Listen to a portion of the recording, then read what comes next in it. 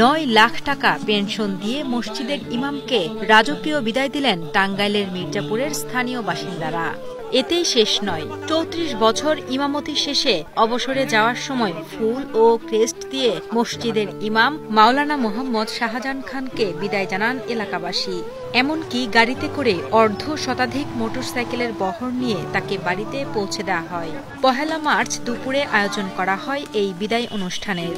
এর মতো ভালো লোক আর হয় না।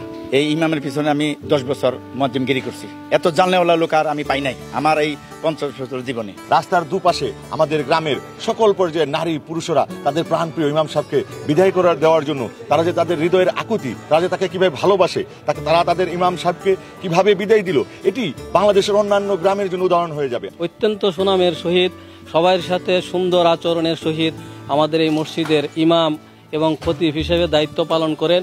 আমরা এবং গ্রামবাসী সকলেই ওনার এই ইমামতিতে খুবই সন্তুষ্ট এবং খুবই সন্তোষজনক। 1991 সালে টাঙ্গাইলের মির্জাপুরের পুরাতন কহেলা জামে মসজিদে ইমামতি শুরু করেন মাওলানা মোহাম্মদ শাহজাহান খান।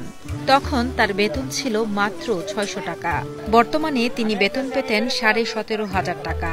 দীর্ঘ এই সময়ে অসংখ্য মানুষকে কোরআনের শিক্ষা দিয়েছেন তিনি। জানাজা পড়িয়েছেন হাজারের বেশি মানুষের। বিদায় বেলায় ব্যতিক্রমী এই আয়োজনে কৃতজ্ঞতা প্রকাশ করে আবেগে আপ্লুত হয়ে সকলের কাছে দোয়া চাইলেন এই ইমাম। আমি এই গ্রামে 35 বছর চাকরি করেছি। 4 থেকে 500 ছেলেপেলেকে কোরআন শিক্ষা দিয়েছি। 1000 মানুষের জানাজা পড়েছি। এই গ্রামের মানুষ আমাকে অত্যন্ত ভালোবাসছে। এই গ্রামের মানুষ আমাকে বিদায় লগ্নে 9 লক্ষ টাকা দান করেছে এবং অনেক কিছু উপঢৌকন দান করেছেন। এই জন্য গ্রামের প্রতি আমি গ্রামের মানুষের প্রতি শুকরিয়া জানাই। আলহামদুলিল্লাহ। আমি বিদায় লগ্নে সবার দোয়া করতেছি, দোয়া দিতেছি, আমি সবার কাছে দোয়া চাইতেছি। এই জন্য আমি কৃতজ্ঞ এই গ্রামের মানুষের প্রতি।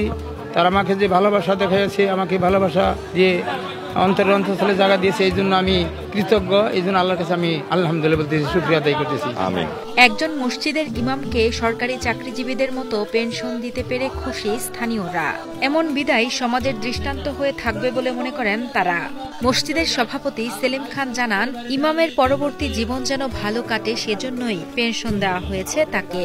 আমাদের এই ইমাম সাহেব উনি 1991 সালের জানুয়ারি মাসে এই আমাদের এখানে যোগদান করেন। তো পরের থেকে উনি আমাদের গ্রামের একটা মক্তব আছে, এখানে সকালবেলা ছেলেদের উনি কোরআন শিক্ষা দিতেন এবং উনি 5 ওয়াক্ত নামাজ সুন্দরভাবে এখানে সবার এবং হাদিস সহকারে উনি হলো এই বাংলাদেশের সবচেয়ে লালবাগ যে আছে সেখান থেকে উনি সেখানকার ছাত্র, সেখান থেকে উনি মৌলানা পাশ করতেন। তারপরে উনি আমাদের এখানে যোগদান করেন।